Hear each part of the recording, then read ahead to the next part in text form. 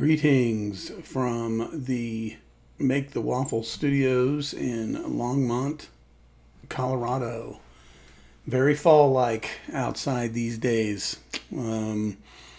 Football season is in full swing, that's for sure. I was going to touch base with you guys on a little video update.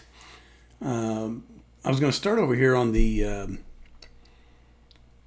weekly report because I saw something I have never seen. I've been on Sleeper now. This would be probably the third or fourth year. And our best manager, according to Sleeper this year, is Chance. This week, he set the perfect possible lineup. He scored 134 out of 134. Which, again, I don't know that I've ever seen anybody do that. And I'm in, 4 or 5 leagues. I haven't counted them all, but I would say that's pretty cool. Might also add that despite the fact that I think he still has the most points scored against him, if you're watching the video, man, my nose is driving me nuts here. Sorry. I think he still has the most points scored against him this year, but did pick up his first win. So I think I mentioned to you guys, we're now entering the second quarter, if you will, of the regular season and or at least of the season. Typically, at this point, I want to be at least 1-3 going into week 5. And at the end of week 8, I want to be at least 3-5. So I got to be honest, I think everybody in the league is still on pace for that. Chance sort of made up for that a little bit this week. So, but interestingly enough, now, if the playoffs were today, we would only have 6 teams qualify. We've had like up to 9 up to this point. 9 or 10, but yeah, that's starting to sort of work its way out, that's for sure. Chance with the perfect lineup. Our worst lineup selector was Kevin. He only got 75%, which actually is not terrible. I think worst manager might be a little harsh, but I've seen percentages much worse than that. So worst manager award, not such a big deal. Biggest blowout, Kevin blew out the Ass Kissers, despite the fact that he set perhaps the worst lineup based upon potential points and all that. So anyway, I found that to be also kind of interesting. Narrowest victory, look at this. By 0.6 points, the Tulsa Quakenados beat the Cleveland Crashlets. That's pretty impressive. Tulsa's had some bad breaks this year, so I think they were due a break. And frankly, Athens had some rough breaks this year, and this just adds to that. Athens, of course, loses to the highest scorer this week, which is Tulsa. Lowest scorer was our defending champion, the Gray Squirrels. The overachiever was Athens. Again, he overachieved by 25% of his projected total and still ended up with a loss. This would be one of those moments, by the way, where I would have liked still the playing against the average, because if you're the second highest scorer on a week and you just happen to be playing because of the schedule winch, the top scorer of the week, I feel it's a little harsh. So I don't know. We can revisit it if we want to, but again, there were several who decided that was not for them, and we don't have to go back to it. But I think it gives you a little degree of some losses are worse than others. Some wins are better than others. That sort of thing. So I feel like that was a tough break for Cleveland there. Again, Ass Kissers below expectation. QB of the week, C.J. Stroud. And I can tell you as a C.J. Stroud owner, not only in this league, but in a dynasty league, man, I hope this is a sign of things to come, because that dude has been struggling for a year and a half. His rookie season was pretty hot. Last year, not so much. This year, not so much. Maybe now he's coming around. Once again, RB of the week, Jonathan Taylor, which again contributed to Tulsa winning with the highest points this week. So I think I will be kicking myself for letting Jonathan Taylor go pretty much all year. When he beats me in the to knock me out of the playoffs or end my season or however that works out, I'll be shaking my head. Jonathan Taylor probably should have stayed with me. But look at the rookie, Emeka Egbuka. Not bad. Not bad at all. I've got him in some spots across some leagues, and again, it looks like Chance has picked a good one there. So definitely a keeper as of this point. The tight end of the week, another player we've been kind of waiting on to light fire, Sam Laporta. I let him go. Franchised him last year, let him go this year. So maybe that's a sign of things to come there. Kicker defense, we don't need to talk about those too much. Look at the bench warmer of the week, Sam Darnold. That Sam Darnold-Baker Mayfield matchup was kind of cool. A couple of guys that have really bounced around, had some struggles figuring out their spot. And now that they have, man, look at that. Rico Dowdle, bench warmer running back of the week, and Stephon Diggs, bench warmer wide receiver of the week. And then Jake Ferguson, a little surprised he's not in someone's lineup. I would bet they probably have a pretty good tight end starting as well. But again, kicker defense, there's that. Also, we've got a little transaction already. Looks like our new player, the Army, has cut the Baltimore Ravens. She was telling me she thought that was maybe the worst defense, and I think statistically that is accurate. So probably not a bad choice there.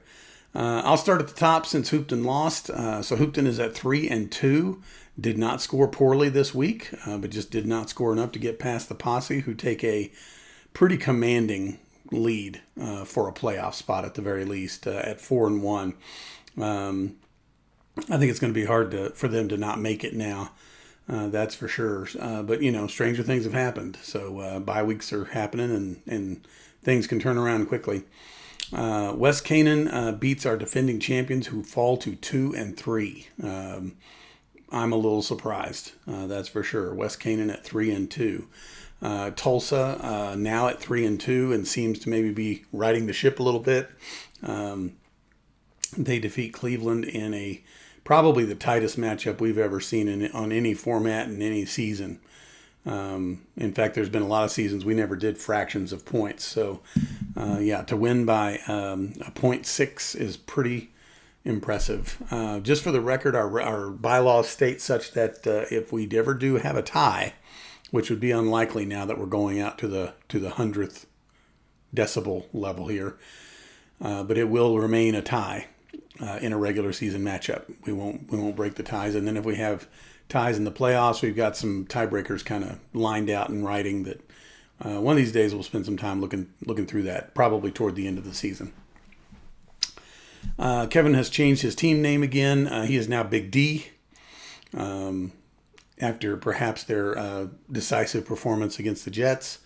And they have defeated the Ass Kissers, taking a one-game lead over them in the playoff march here. So I do feel like 3-2 sets you up pretty nicely. 4-1, man, it's going to take a lot to get someone at 4-1 out now. But sorry, I had an alarm set. But anyway,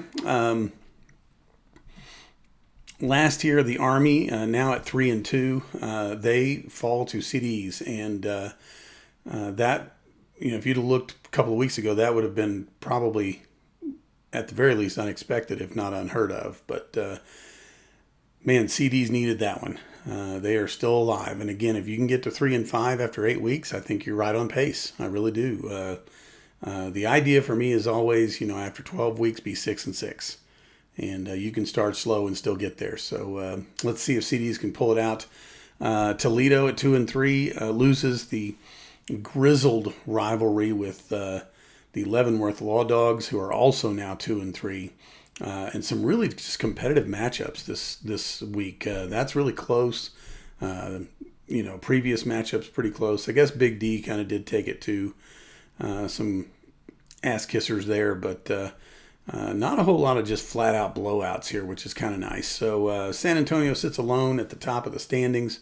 They are 4-1 and really just looking to maintain. I don't know if there's a whole lot needs to be done there. That's for sure. The Army is 3-2 and still looking pretty good, despite the fact that they lost to CDs still sitting kind of pretty. Tulsa now asserting themselves there at third place. Hoopton's at fourth. I think, again, Hoopton has been projected to lose every single week. So if you'd have told me after 5 weeks I'd be 3-2, I can tell you now I would have taken it. Don't know if everybody necessarily agrees with that, but I certainly do. Kevin also 3-2, and West Canaan 3-2. And believe it or not, if the playoffs were today, we'd have a 16 bracket. Top two would get a bye, and we would just play it from here. But, this was an odd week. It was week 5, so it is easier to sort of draw that line. When we start hitting those even weeks and people are 3-3 and stuff, it'll be a little different. As of now, maybe the biggest surprise is our defending champion would not be in the playoffs. So Nap Steve's going to have to pull it together there.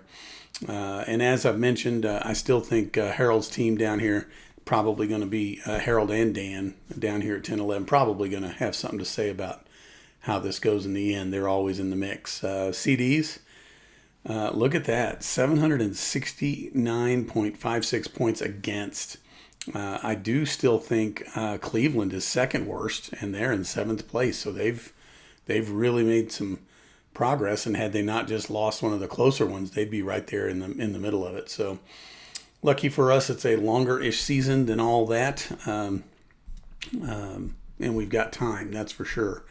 I was going to jump to week 6, and again, these projections probably mean a little bit of nothing, but we got 2 3-2 teams, Hoopton and West Canaan, going to play each other, and again, the winner, I think, asserts themselves in the playoff hunt, and the other one starts to get a little bit wondering where that next win's going to come from, that's for sure. A couple of 2 and 3 teams, Cleveland and Leavenworth, and again, the winner of that one can kind of reassert themselves, I think. Toledo at 2 and 3, Kevin at 3 and 2. I really anticipate at the end of week 6 we are going to have a lot of 3 and 3 teams. Not necessarily here per se, but if a 2 and 3 beats a 3 and 2, it sort of muddies the waters. That's for sure. Here's the Army and the Posse, and I can just tell you now, Posse beats the Army, they're probably going to start running away with this thing, at least as far as regular season and bye weeks in the playoffs and that sort of thing, because Posse's already beat some contenders, that's for sure. So they'll have some tiebreakers and that sort of thing. CD is going to play Tulsa, and pretty much, I'm not going to call it a must-win, but again, if after 8 weeks you're trying to be 3 and 5, and CD gets that 5th loss here, it will definitely at that point be time to go on a run. Otherwise, it gets a little out of hand and you can't catch up. So CD's looking to right the ship there. Gray Squirrels at this moment scheduled to take a little bit of a hit against the Ass Kissers here. But again, I feel like nobody's really set their lineups or anything like that. So that is your week 6 preview. Haven't really had any questions or anything come up. It's been pretty quiet. Everybody's probably got actual lives and that sort of thing going on, and that's good. So you guys just continue to stay safe out there, and I will check back in with you next week. Peace.